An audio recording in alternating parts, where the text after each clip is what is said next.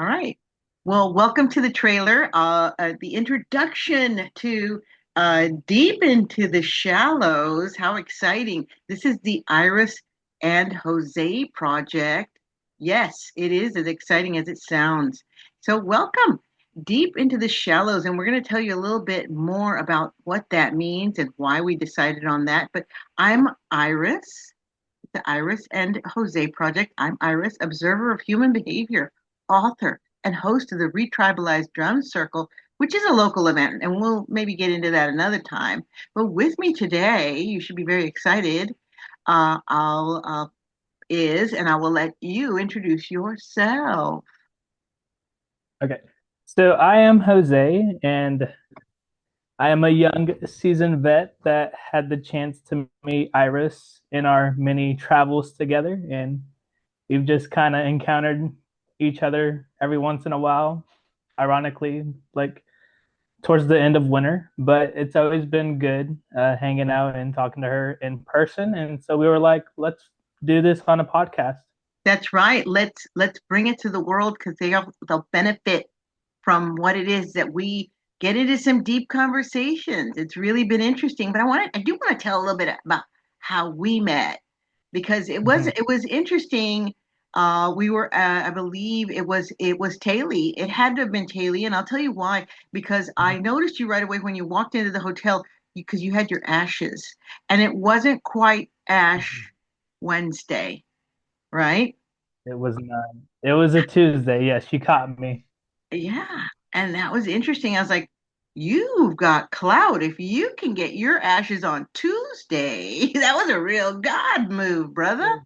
So, you know, uh, from then, of course, I had to say it like, hey, you got your ashes, man. You must have some real echelon with the Catholic Church, uh, you know. Mm-hmm. But and from then on, just of course, Jose became really good friends with one of my coworkers, Steve, and they were like you hit it off really well, and always like gravitated towards each other during conferences. Of course, I present and I do all this, and these guys are up and coming.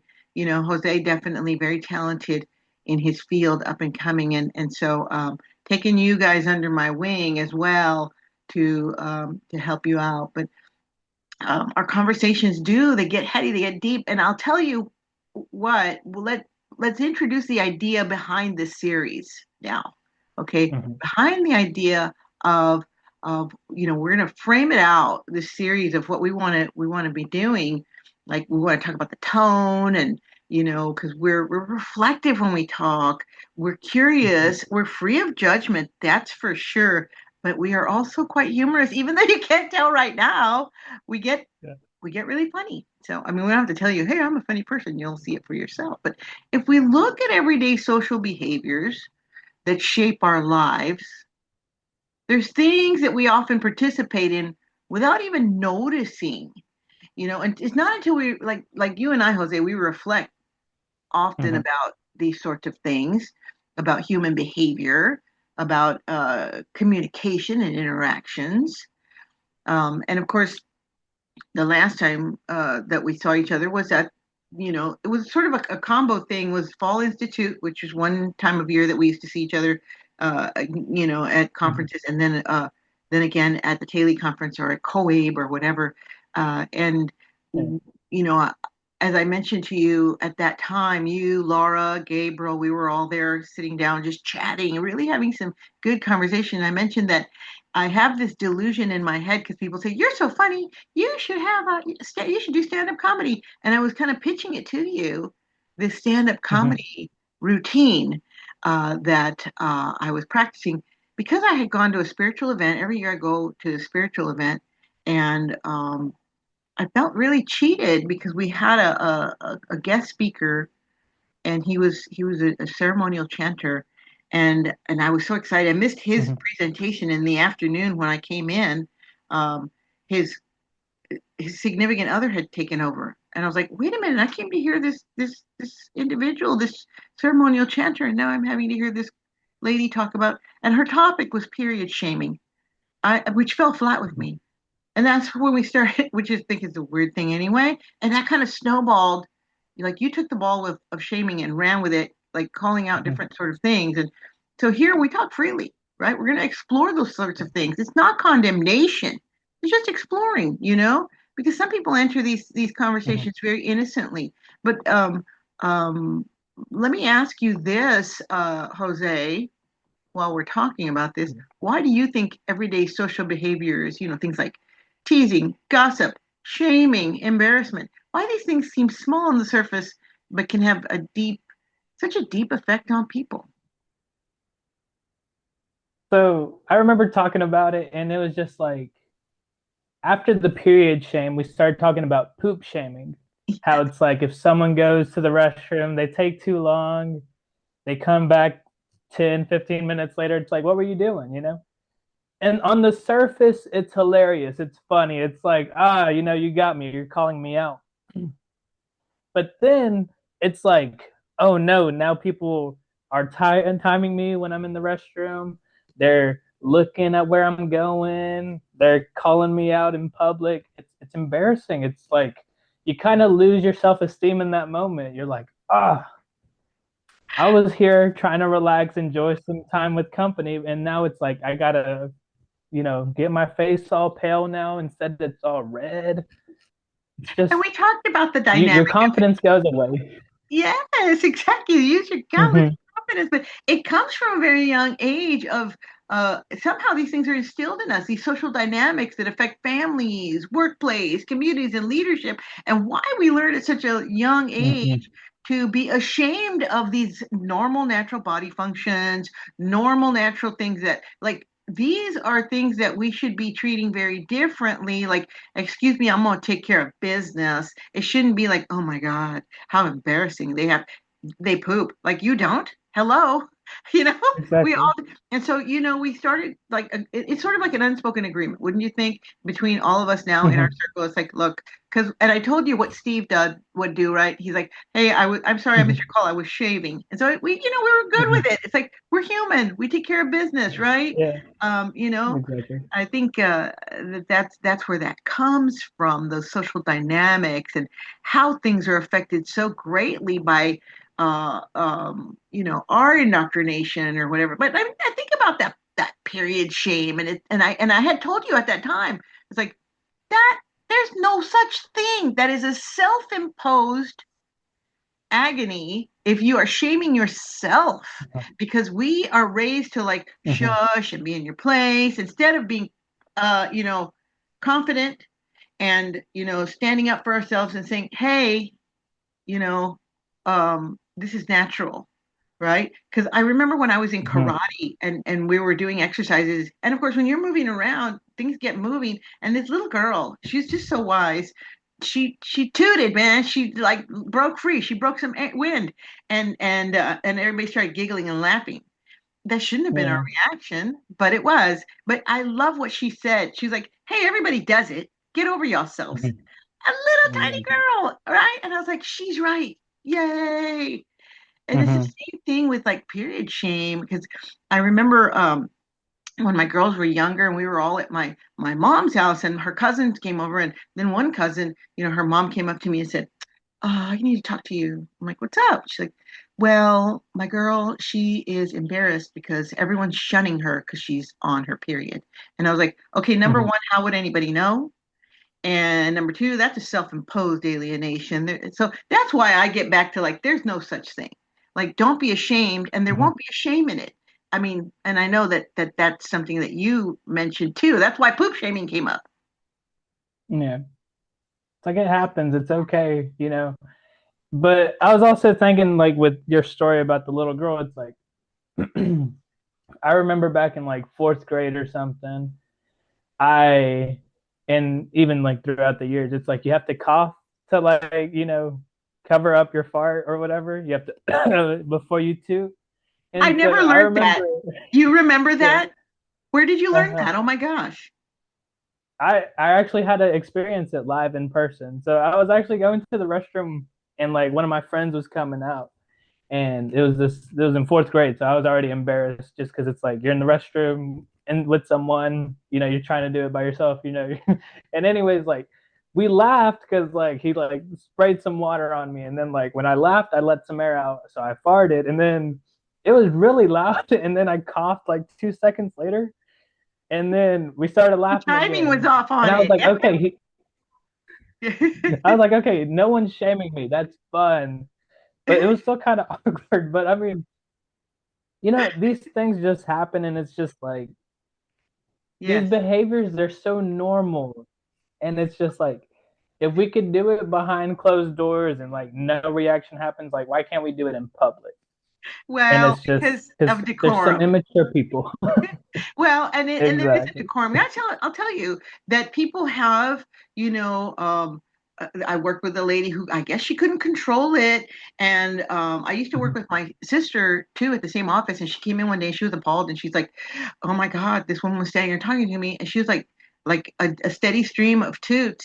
And she never once said anything. She goes, "We never broke character. We were very serious. We just kept our conversation going." But she said, "But that was like, is that not super weird for somebody to be tooting there, just like running like a horn, like an orchestra behind her?" Hmm. Like, I said, Yeah. "Yeah, she might not be able to control it because she's done that with me too." She's like, "Well, she could at least stomp her foot or cough or clear her throat." And so that comes to your point. It's like, do we try to hide it, or do we own it, or do we just ignore it? So, I think how we deal with it is indicative more of that, because we're starting with shame, right? Because it's Hmm. quietly sits underneath many other behaviors that we see. But we are going to also talk about gossip, exclusions, criticism, even silence, right? And there's a lot to unpack when it comes to these sort of social dynamics.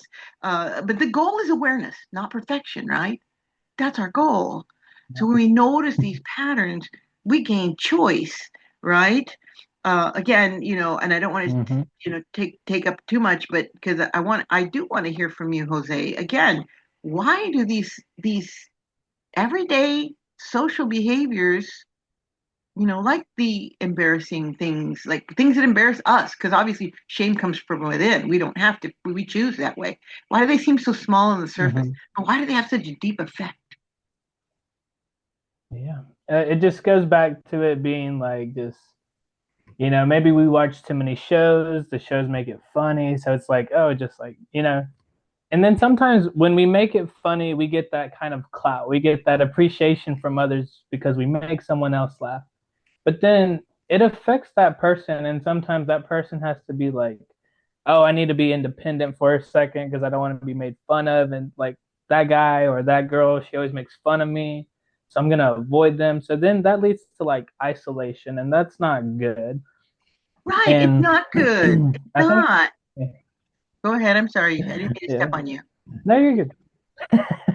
And so I think I remember one day, and I guess I was the bad person in the situation, and Never. I Nothing of the remember sort. no. So we were eating with this one young gentleman, and we were enjoying each other's companies. We were talking about each other, we were getting to know each other. It was nice. And it came to one moment where it was just like I was like, okay, I'm going back to my dorm. Like I'm good. I'm not gonna say anything. And like I guess I'm really good at Irish goodbyes, even though it's not a good thing. And so we were leaving, and everybody decided to follow me. And so I felt really shameful for that because Really? I was like, why did everybody leave without saying bye? Yeah. and Oh, and then yeah, and so I felt shame because then I looked back, and he was all alone. He was all sad. Well, he might have been like, oh, okay, stuff happens, but I felt shame like that, and so it's like we kind of made a little click when we did that. And so I think he felt shame. He felt like he was teased because we just left him high and dry. And so then he was just doing his thing, and he kind of avoided people for a second, or he was like, I don't like that group because they're mean. And wow. so, That's interesting because I mean, if we choose to deal with this out in the open, like if you choose to like, kid around with somebody or joke around somebody, like maybe they do let out a toot or maybe they take too long in the bathroom, like, whoa, you took a long time in the bathroom. And then you start dealing with this and say, oh, let's just use code words, like what we were saying before we agreed, like let's use that code word like Steve. Oh, I was shaving, which is hilarious if I say it. Like anyway, it's hilarious when Steve said it anyway too. But a guy shaving in the bathroom makes more sense than a lady. I guess.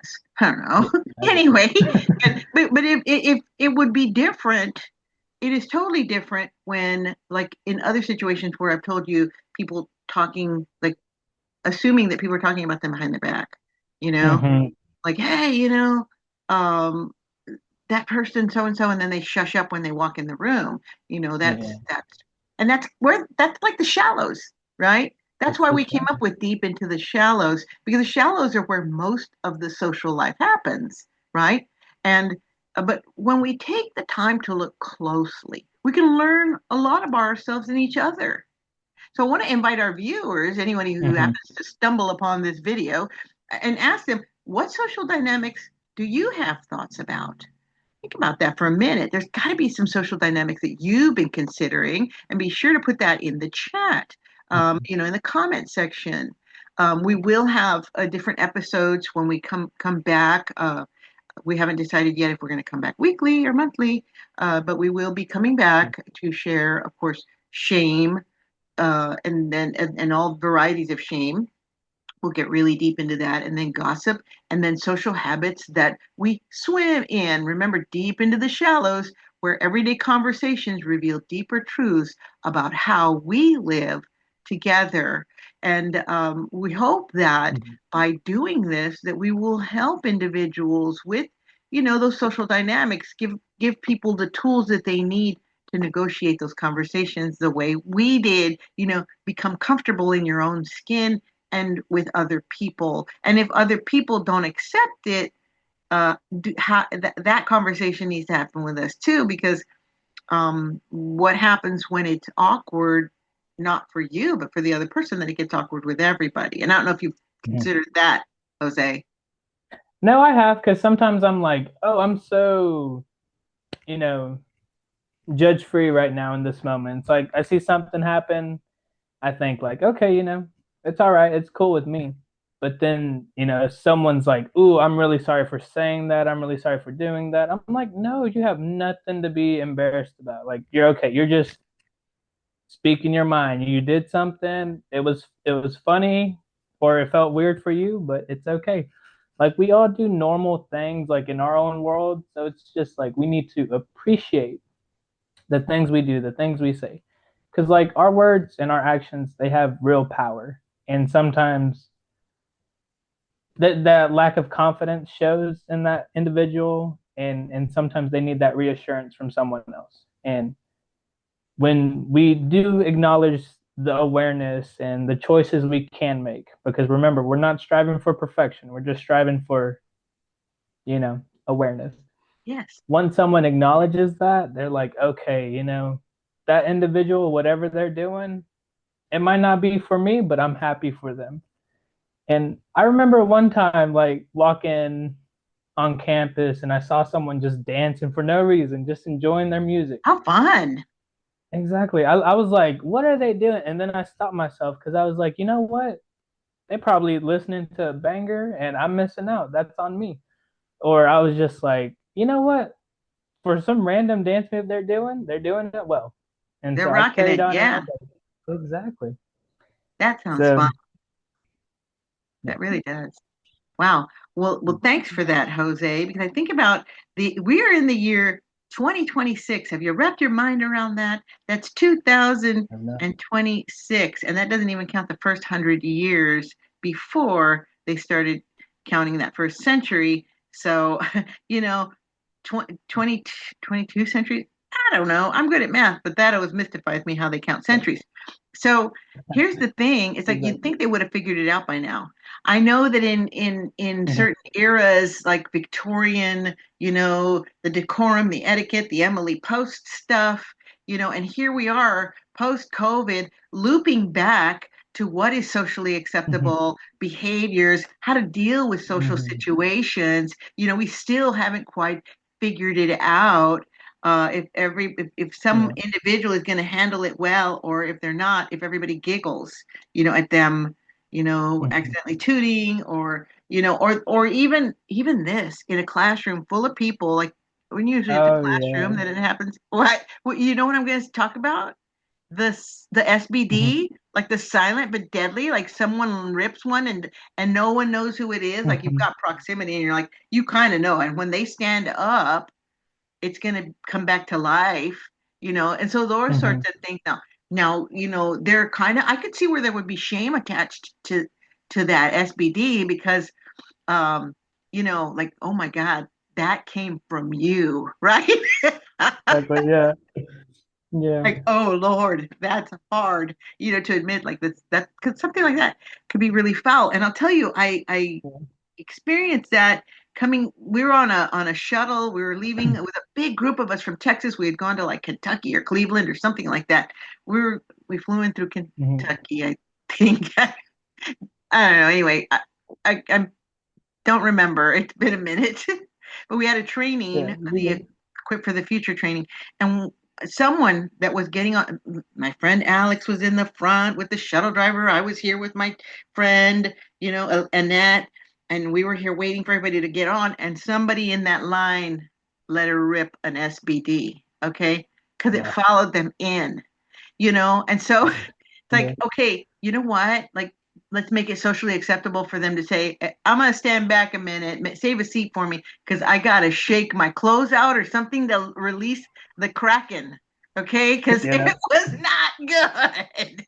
And we were all in that van, trapped in that van, eating it. And I was like, gross. I like to quote Jack Black because I remember, I don't know if you've ever heard him say Mhm. that he likes to think that those people who've smelled his farts have tasted his inner anus. And so when I think of that, if I smell something like that, oh my God, I Yeah. tasted that lady's inner anus. Yuck. Anyway, so that's pretty disgusting, dude. So, and see, Yeah. there's me judging, but that's just something that I had to Hmm. experience. But again, making it socially acceptable to step back and say, hang back, guys, you don't want to eat this. Something like that Yeah. to make it cool. Don't laugh Exactly. at me. Don't giggle about me behind my back. And that's why we evolve our conversations as we come back to this, Yes, ma'am.